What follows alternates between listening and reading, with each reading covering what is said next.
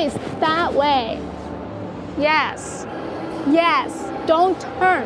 Don't turn. Go. 他上一周把某一个很难的跳出来了，这一周就没了，那我就会很急。哎呀，你那个脚 ，no， 我会焦虑，就是我会很多时候会考虑把他推上这条路，因为不是他选的，是我选的，是不是值得的，值不值得走下去？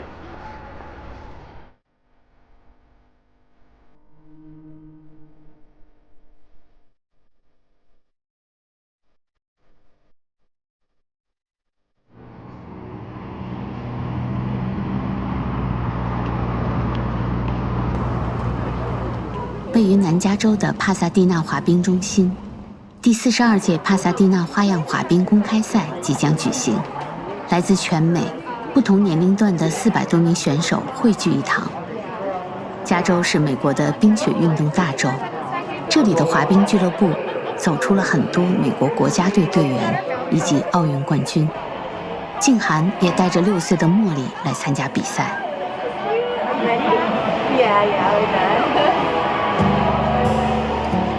学体育这件事情是我当时决定要孩子就已经定下来的，无论是他有没有体育的天赋，我希望他有一种运动精神，他能吃苦，学会坚持不放弃。而且我觉得学体育就会有比赛，比赛就会有输赢，这是一个特别好的方式，让他从小很自然的去接受输这件事情。我觉得他只有学会了输，他才能学会赢。你的 spin 怎么办呀？哎呦！静涵一家住在洛杉矶，丈夫郑是一名律所合伙人，静涵则全职陪娃训练。他就直接啪一下子下巴摔，你看。哦，我的天哪！这整个这儿都是肿。昨天冰敷了，昨天滑了，整个下巴都是歪的。我的天，不痛吗？痛吗？他摔到哪里了？他就摔到这，就摔冰上了呀。The bruise is when I hit the part. 他今天已经不怎么肿了，他昨天的时候特别肿。在美国，花滑颇受华人父母青睐，因为亚裔的身体条件轻盈柔韧，更符合当今的花滑审美，也因为亚裔父母更舍得为孩子投入。花滑是一项高门槛运动，坚持投入意味着家庭巨大的付出。同时，在重视教育的亚裔父母看来，竞技体育本身也是进入美国名校的敲门砖。因此，在今天的美国花滑专业队伍里，华裔选手几乎占据了半壁江山。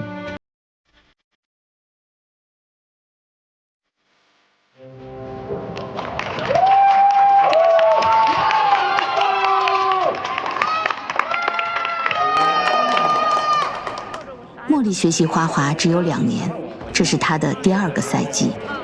比赛分8个级别，茉莉参加的是第3级。她是同级别选手中年龄和体型最小的一个。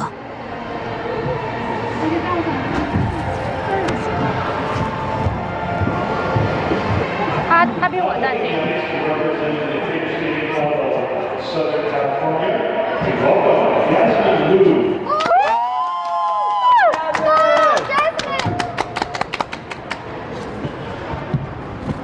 加油！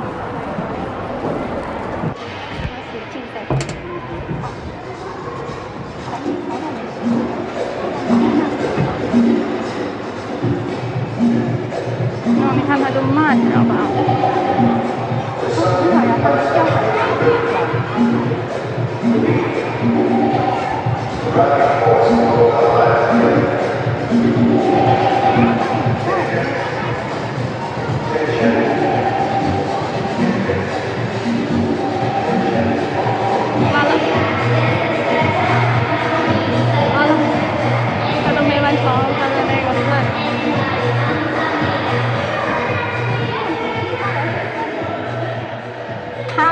跟8、9岁的孩子在接受程度上在记这个动作的连贯性上，它一定是需要更长时间的。他到现在也就刚滑了2年多一点儿，你让他去比这么高的 level， 他是需要时间的。可是教练就觉着，那你想当运动员，这个就是挑战，这个就是练习。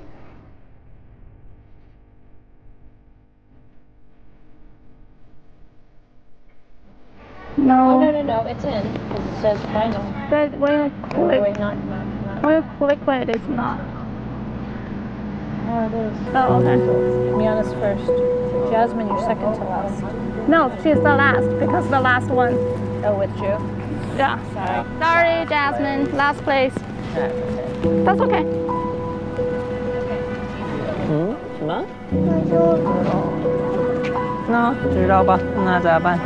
今天没滑得好，所以 No， 也不是今天没有滑得好，你一直滑的这个都没有很好呀。啊，你一直都没有滑好呀。所以应该的。你平时也不是很 clean 的，所以这个没有什么意外的。这个我已经。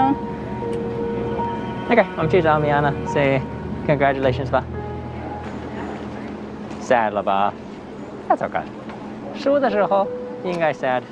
就是可能对他来讲，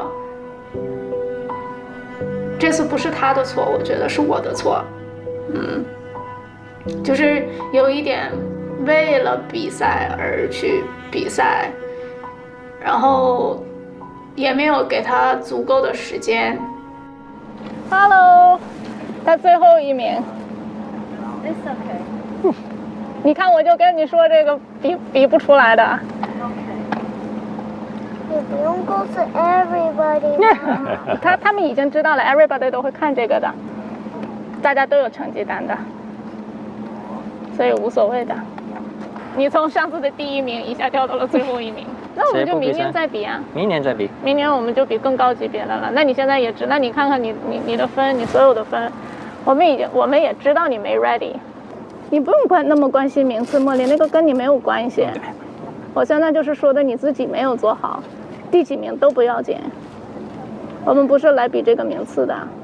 这是他的第1个赛季，我不希望他以后有阴影，说哎呦这个比赛一上就跳不好了怎么办？那我先生是觉着，现在知道比以后知道要好，他也希望茉莉能学会接受失望。茉莉，你看一下你这个得分。这是米亚娜的得分，她没有负的。你再看一下你的，1个、2个、3个、4个是有减分的。那你为啥 3 turn 不 hold 呢？忘了？啊？这个东西还能忘的？那个东西不应该是 muscle memory 吗？怎么还能忘？这个时候这个东西还能忘呢？不是忘了。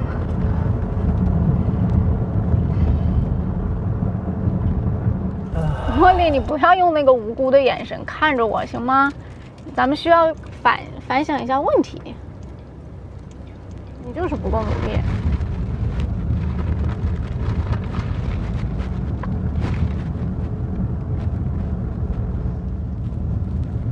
你还想比吗？今年？你不想再比了？你就想用最后1名结束你今年的赛季了？我听你的，你要不想比了，我们就不比了。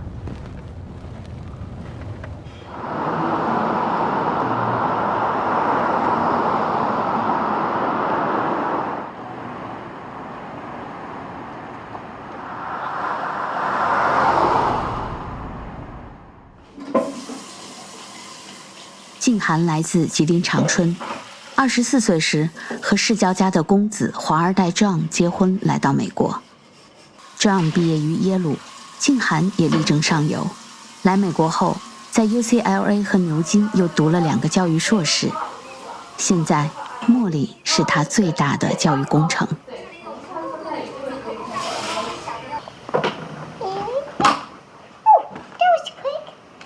Okay. Let's use this bandage again. Okay, let's put here, put this.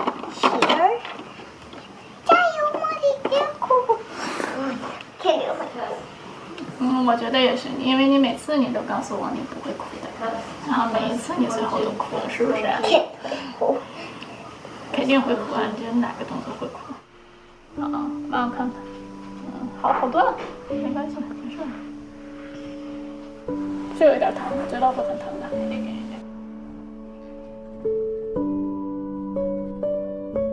那我是觉得说，从一个妈妈的角度来讲，我目前还没有接受好看到她的这种失望。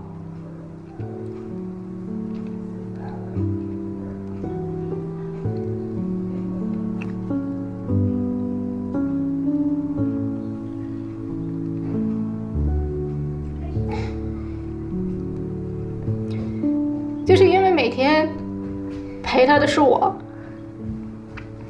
然后我知道我自己每一天对他有多凶，每一天都把他推到极限。那我是觉得不应该因为我的决策失误，把一个很努力的小孩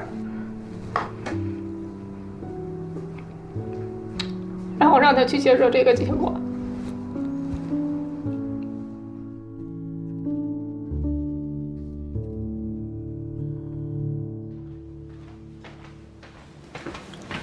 叫他起床。哎，宝宝。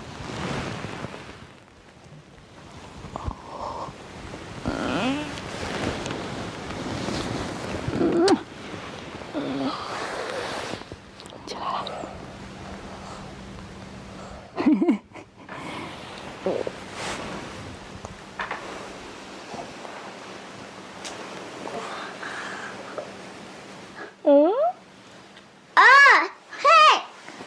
你反应不过来是不是？一看以为做梦呢，是不是？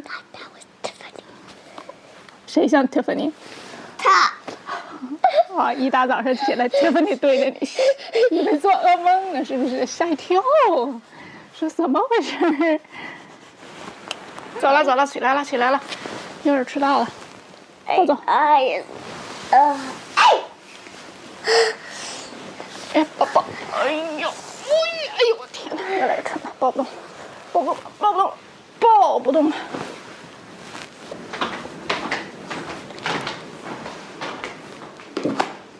静涵原本是洛杉矶一所著名私立中学的全职中文老师。茉莉开始学花滑后，她发现完全无法兼顾，于是辞职回家做起全职妈妈。茉莉一周上冰6天，都是静涵接送陪伴。我自己就是做教育的，那我教育自己家的孩子，我觉得如果把他教育成功了，这就是我最大的作品啊。我不觉得我牺牲了，我觉得我们在互相成全。如果没有茉莉不去做这件事情，那我也不会有这种体验。这个对我来说，其实比工作的挑战更大。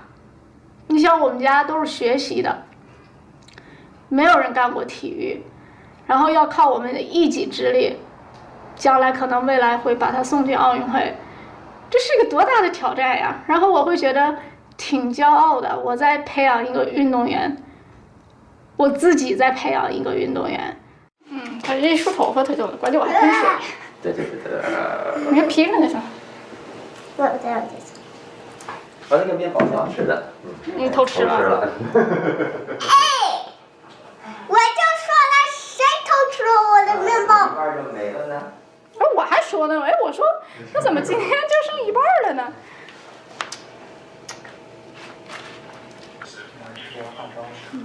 但是他那个什么样子？我要是再长大，我就不能穿这些鞋了。再长大，咱们就再换。这趟路太远了，还挺凄惨。我们家这个不会走路的，要么跑，要么翻着就出去了。上次一个舞蹈老师说：“茉莉，你为什么飞着就出来了？”我飞就可以了。从家到冰场，每天往返200公里。静涵要和教练沟通各项计划，教练不在时，就由静涵全程督促和指导茉莉训练。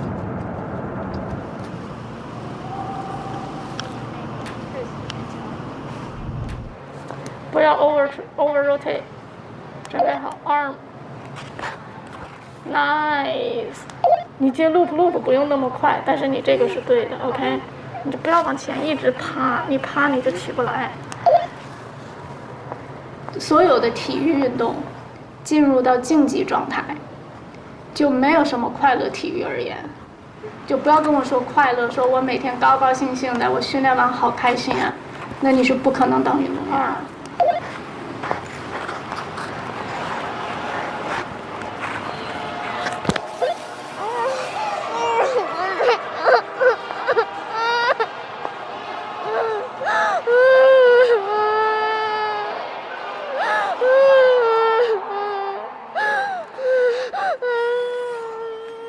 就不被骂不被打吧，但是每一天真的都是在熬。那熬孩子其实更熬家长。你放松了，你不要触他，你越触他你越跳不好。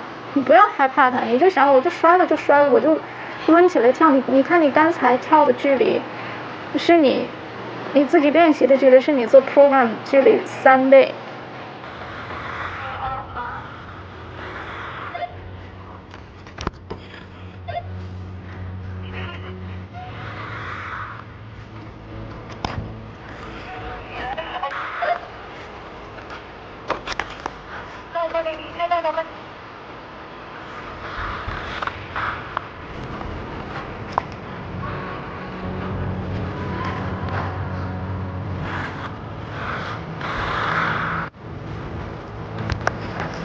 你练成一个动作可能需要try上百次或上千次，可能也可能上万次才能练成一个动作。那在这个过程中，你能不能耐得住性子，能不能一遍一遍的把它做下来还不放弃？你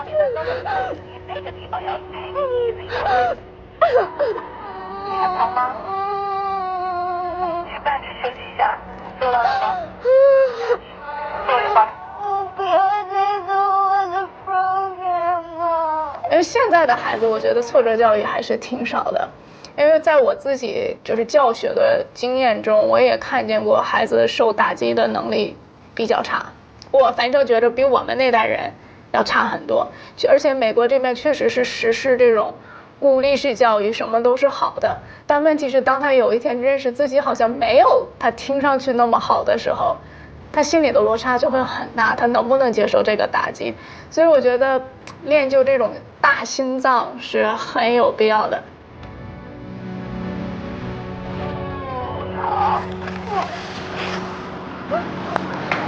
Better, that's one。还有最后一个。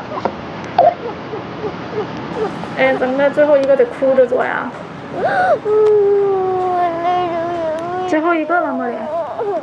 你现在哭，那你一会儿怎么去拍广告啊？人家一看，哎，这眼睛怎么还肿着来的呢？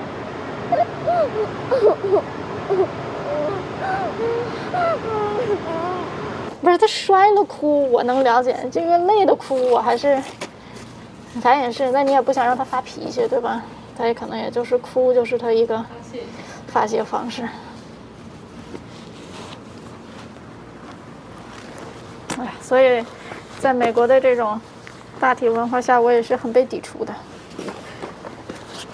经常别说我有病。去哪？我们去找先接爸爸，接完爸爸我们去那个就拍广告了，让人一看，哎呀，这小孩怎么哭着来的呢？怎么这么不高兴呢？那教练也特别逗。那天我跟他说，我说茉莉情绪有点影响啊，他说那是因为我不在，我在了，一要求没有功夫想这个。然后我就一直在跟他博弈了1周，就这样吧。因为啥事儿啊？就是我说他还是要考虑一下孩子的情绪嘛。我说因为他小，对吧？我说他可能你不需要让他现在去热爱滑冰，但是你不能让他恨滑冰。对。就是你别把这件事情整得太痛苦。我说那对于我家长来说也挺难的，我也不希望我每天把孩子放冰上的时候，他赖了几级他不想去。向我们介绍一下你的教练吧。我的教练是 Tiffany Chen， 然后他是有一点儿。那你喜欢你自己教练吗？喜欢。喜欢他什么？他是有一点儿 mean， 可是我也喜欢，他教我动作。茉莉的主教练陈婷婷，1985年全美花滑冠军和世锦赛季军，是第一代杰出的美籍华裔花滑选手。她的训练风格极为严苛，人称灭绝师太，任何与训练和比赛无关的事情，在她看来都是阻碍。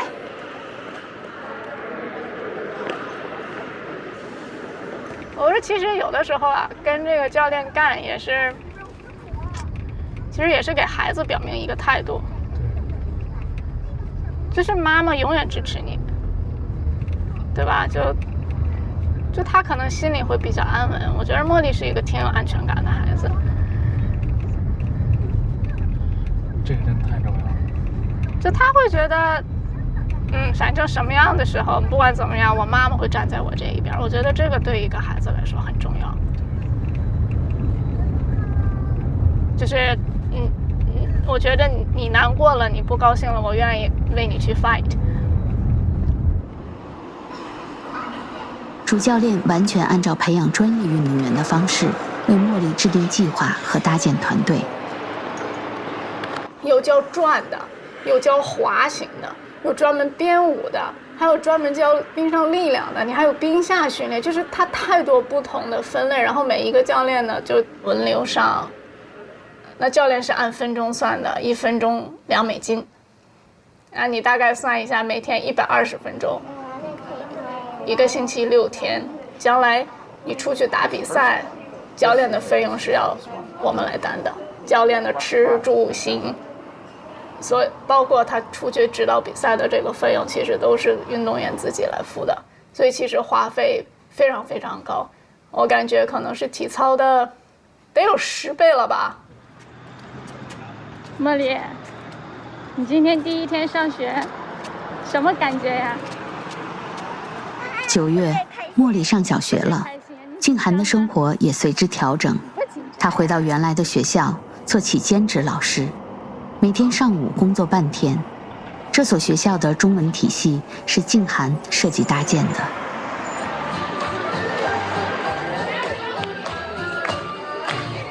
悄悄西小小，每个人的嘴。今年第一句话就是恭喜恭喜，恭喜恭喜恭喜你呀，恭喜恭喜恭喜你。确实是从家庭收入这个经济角度来讲是不需要我工作的。后来说，那孩子现在的这种阶段，可能做个兼职比较合适吧。那我也不想完全什么都不干，我需要把我的注意力、我的情感转移出去一段时间，然后再回来，不然我24/7陪着他，我也会疯的。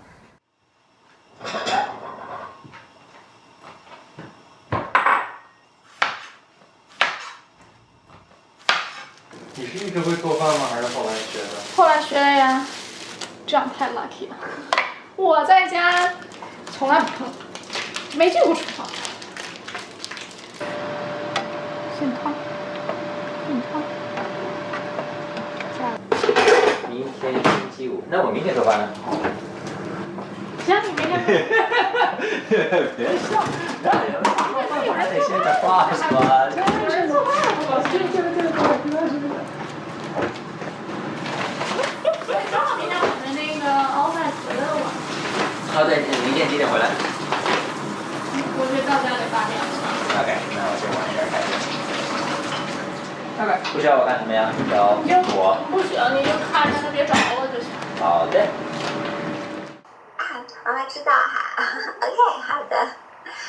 我还以为你是胃还没有康复呢。茉莉在学校只上半天学，下午训练。静涵给她报名了国内的编程网课和其他线上课。这是小糖果的，那我们再点一下幕布，它不就过来喽？找不到这个 point， 找不到这个点吧，那我们就写成 e 也行，只会相对慢一点点而已。好了，那来看看这一段字母有一点点长哦，因为。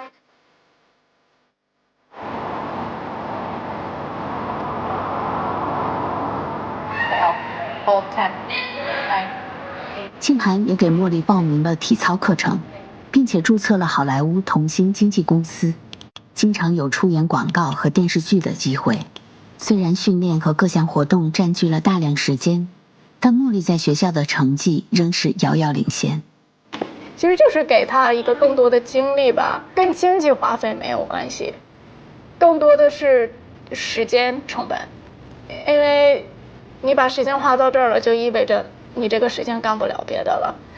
我觉得小孩子的机会成本是最高的，因为他现在有太多的可能性了，他可以去试不一样的东西，你把时间都花在这儿了，他就没有时间去试别的了。所以到底我们愿意牺牲到什么程度，真的需要他往那条路上走，所带来的牺牲是不是我能够接受的？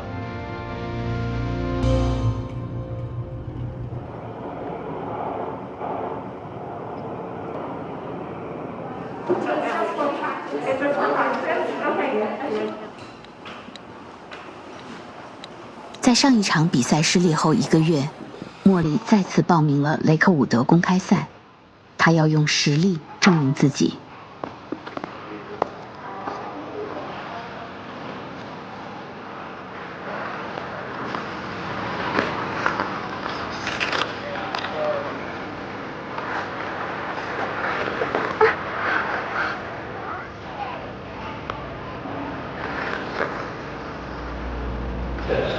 能不能划出来？另外一说。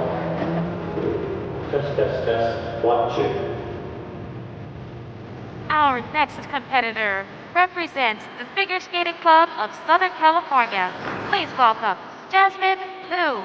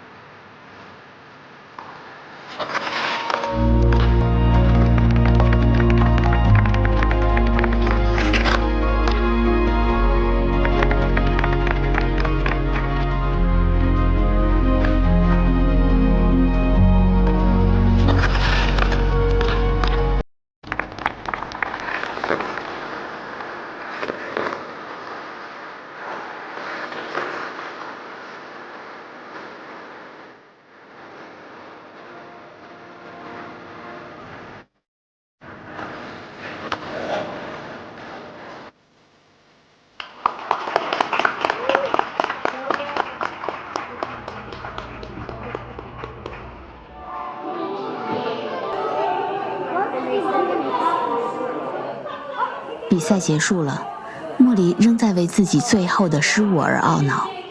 一家3口在紧张地等待着比赛结果。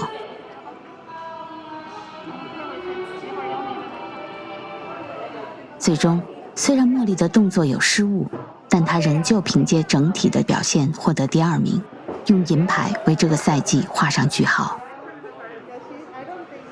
我看见了茉莉触底反弹的能力，我非常骄傲。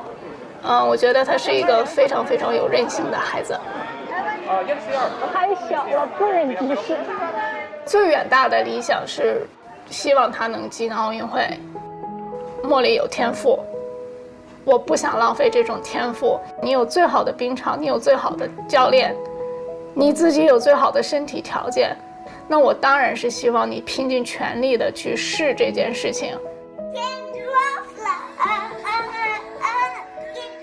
我真的不算虎妈，我了解的虎妈是结果导向，你一定要在这个时间给我做到什么什么。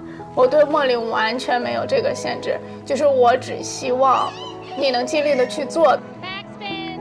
他是很忙，但我们就尽量让他成为一个普通的小孩。滑冰不能成为他生命里的全部，他不能只有这一件事情。至于未来能走到哪儿，我们还是会在我们的框框里尽我们最大的努力去帮助他。茉莉，妈妈想跟你说，妈妈希望你成为一个很努力的人，因为不努力连输的资格都没有。可是妈妈不需要你是一个完美的人，没有人是完美的，所以妈妈希望你能学会和自己相处，希望你能学会聆听自己的声音。我希望你可以勇敢地做梦，你可以成为你想成为的任何一种人，不需要跟我的喜好有关系，因为妈妈爱你，只是因为你是我的女儿，我是你的妈妈。Honey，谢谢你爱我，谢谢你把这个家管理得特别好，然后谢谢那个你养了茉莉这么好，谢谢啊。妈，谢谢你那么用心的培养我，给了我足够的自由去选择我自己想要的生活。我现在过得很好，也希望你和爸爸健康幸福。作为远嫁的女儿，我确实没有办法时刻陪伴在你们的身边。我能做到最大的孝道，就是不绑架你们的老年生活。希望你和爸爸能自由快乐，随心所欲的享受你们的晚年。希望疫情赶快过去，我们能很快的团聚。